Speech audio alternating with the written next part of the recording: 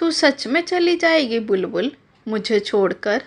बुलबुल को सीने से लगाते हुए और आंखों में बिछरन का आंसू लिए प्रेमा कहती है। हाँ काकी, मुझे जाना ही होगा, पर आप उदास मत होना। आप जब मुझे बुलाएंगी हम आ जाएंगे। अपनी नन्ही छोटी हथेलियों से प्रेमा की आंखों से बहते आंसू को पोंछते हुए बुलबुल कहती है। ओ मेरी बुलबुल, काश मैं तुझे अपने पास हमेशा हमेशा के लिए रोक पाती।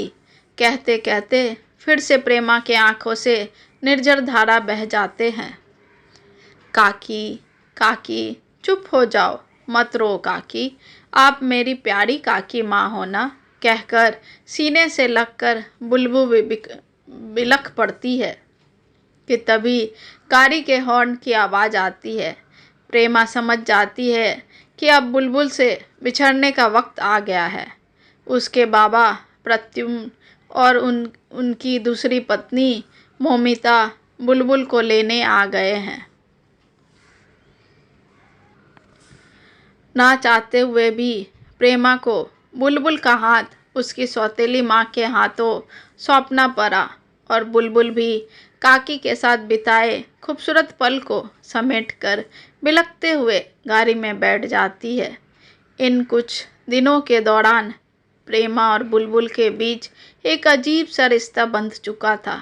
दोनों के बीच एक अजीब सा लगाव हो गया था, कभी न टूटने वाला लगाव। कहने के लिए तो प्रेमा कुछ नहीं लगती थी बुलबुल की, महज एक मुंह बोली काकी का रिश्ता था, पर दिल से एक अटूट बंधन जो शायद भगवान ने बांध दी थी।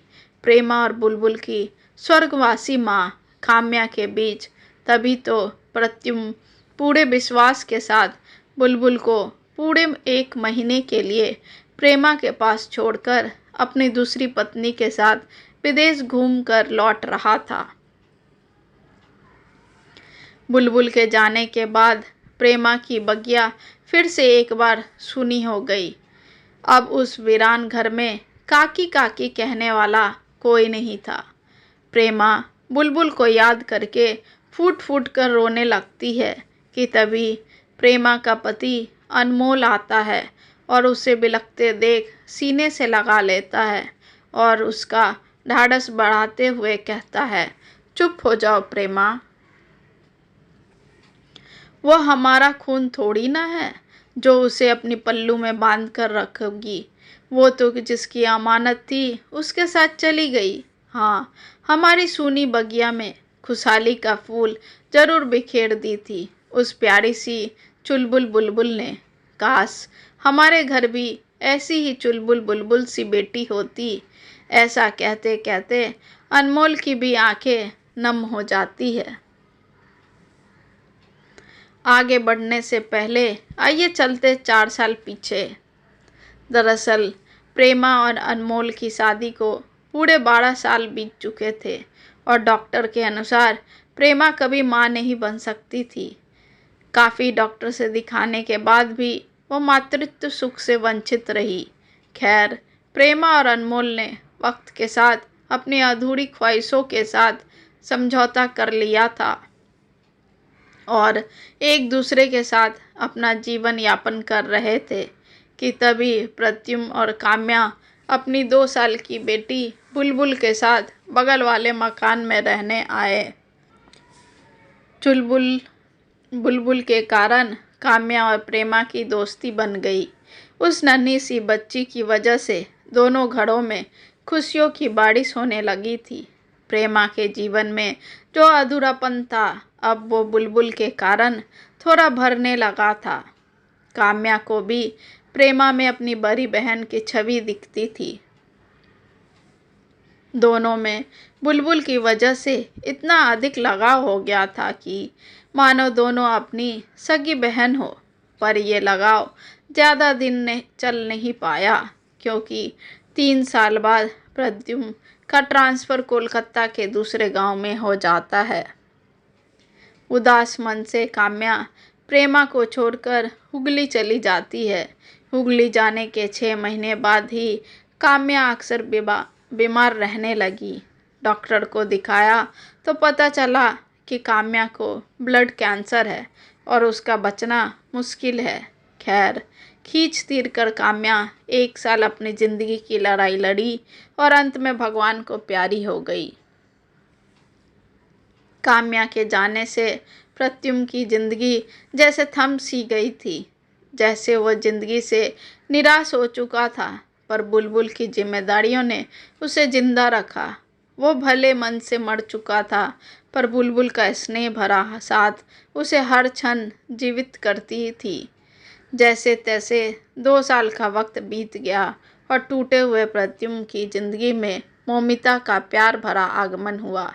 मौमिता प्रद्युम्न के ऑफिस में काम करती थी और उसे बहुत पसंद करती थी और वो उससे शादी भी करना चाहती थी। पर प्रद्युम्न अपनी बुलबुल के लिए सौतेली माँ नहीं लाना चाहता था। पर वक्त और हालात ने उसे दिन प्रतिदिन मौमिता के पहलू में गिराता चला गया। हालात का मारा हुआ इंसान प्रद्युम्न उसके प्रेम की गिरफ्त में फंसता चला गया और आखिरकार 1 साल बाद उसने मौमिता से शादी कर ली। शुरू में मौमिता बुलबुल का बहुत ख्याल रखती थी, जैसे कोई सगी माँ अपने बच्चों का रखती है, ठीक वैसे ही। पर वक्त के साथ उसका सौतेला व्यवहार बुलबुल पर हावी होने लगा था। वो बुलबुल को प्रद्युम्न से दूर करना चाहती थी, क्योंकि प्रद्युम्न बुलबुल को हमेशा उससे ऊपर रखता था, जो कहीं न कहीं मौमिता को चुभने लगा था। इसलिए उसने ऑफिस के काम के बहाने 1 महीने के लिए विदेश जाने का प्लान बनाया, ताकि बुलबुल से प्रद्युम्न का पीछा छुड़ा सके और वो 1 महीना सिर्फ और सिर्फ वो प्रद्युम्न के साथ रहे। बुलबुल भी अब 10 साल की होने जा रही थी और उसे भी मौमिता की बातें थोड़ी बहुत समझ आने लगी थी।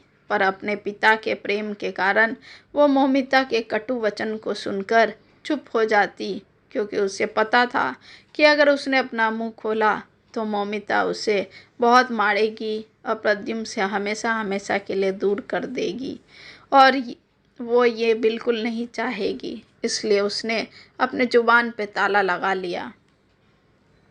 खैर, दिन अपनी गति से चल रहा था और एक दिन मौमिता ने प्रद्युम्न को माँ बनने की खुशखबरी सुनाई।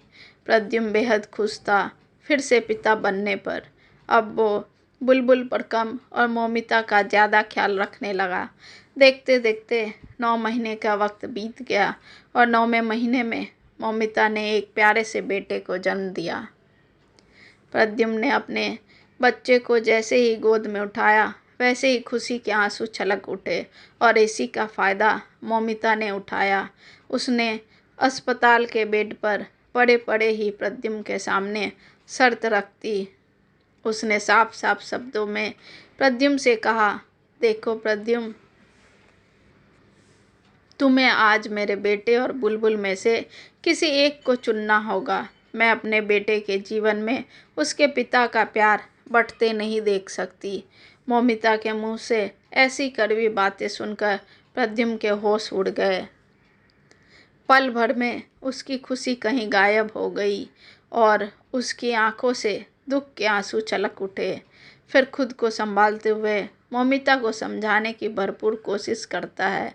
उसे वो सभी बातें याद दिलाता है जो उसने शादी से पहले मौमिता से कहा था कि कभी बुलबुल से वो अलग नहीं करेगी और अगर बच्चा आ भी जाए तो दोनों बच्चों का बराबर अधिकार होगा।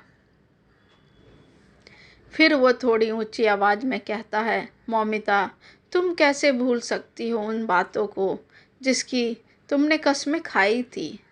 कैसे तुम एक बच्ची से उसके पिता का प्यार और साथ छीन सकती हो? वो मेरा खून है मौमिता, कुछ तो तरस खाओ बुलबुल पर। मुझे सब याद है प्रद्युम्न, पर मैं अपने बेटे के साथ अन्याय नहीं कर सकती। अपने बेटे के खातिर मुझे ऐसा करना ही होगा। तुम्हें बुलबुल को दूर भेजना ही होगा। अब प्रद्युम्न एक भंवर में फंस चुका था जहाँ दोनों अपने थे। एक को भी छोड़ा तो दुख उसे ही होगा। पर फैसला तो लेना ही था। बहुत सोच विचार करने के बाद उसे एक रास्ता दिखा, प्रेमा बौदी और अनमोल दादा का। वो भागता हुआ प्रेमा बौदी के पास पहुंचता है और जाते ही अनमोल दादा प्रेमा बौदी के सामने घुटनों के बल हाथ जोड़कर बैठ जाता है और बिलख पड़ता है। प्रद्युम्न को ऐसा रोते देख दोनों पति पत्नी को कुछ समझ नहीं आता। वो प्रद्युम्न को उठाते हैं और शांत करवाते हैं, फिर सारी बातें पूछते हैं। प्रद्युम्न एक एक शब्द कहता है जैसा मौमिता ने उससे कहा था। वो रो रो कर कहने लगता है, दादा अब आप ही मुझे इन रिश्तों से जोड़े रख सकते हैं। कृपया आप बुलबुल को अपने पास रख लीजिए, अपनी बेटी समझकर। अगर आप बुलबुल को अपने पास रखेंगे तो मैं निश्चिंत रहूँगा कि मेरी बेटी आपके पास सुरक्षित है और मैं कभी भी उससे आते जाते मिल सकूँगा और इससे मेरे दोनों रिश्ते बच जाएंगे। मैं अपनी बुलबुल को कहीं और नहीं भेज सकता बौदी, नहीं भेज सकता। चुप हो जाओ प्रद्युम्न, ये तो हमारा सौभाग्य होगा जो बुलबुल हमारे साथ रहेगी। तुमने तो हमारी सूनी बगिया में खुशहाली के फूल डाल दिए हैं। बुलबुल के आने से ये घर फिर से चहक उठेगा। खुशी की आंसू लिए प्रेमा कहती है, मैं अपनी बुलबुल को कहीं और नहीं भेज सकता बौदी, नहीं भेज सकता। चुप हो जाओ प्रद्युम्न, ये तो हमारा सौभाग्य होगा जो बुलबुल हमारे साथ रहेगी। तुमने तो हमारी सूनी बगिया में खुशहाली के फूल डाल दिए। बुलबुल के आने से ये घर फिर से चहक उठेगा। खुशी की आंसू लिए प्रेमा कहती है, जाओ प्रद्युम्न, जाओ अपनी पत्नी और नवजात शिशु का ख्याल रखो। अब बुलबुल की चिंता बिल्कुल मत करना। जब तक हमारे पास रहेगी तुम्हारी अमानत मानकर उस पर प्यार निछावर करता रहूँगा। भावुकता और खुशी से भरते हुए अनमोल कहता है। जी दादा कहकर प्रद्युम्न अनमोल के गले लग जाता है और अनमोल भी उसे अपने बाहों के घेरे में जकड़ लेता है।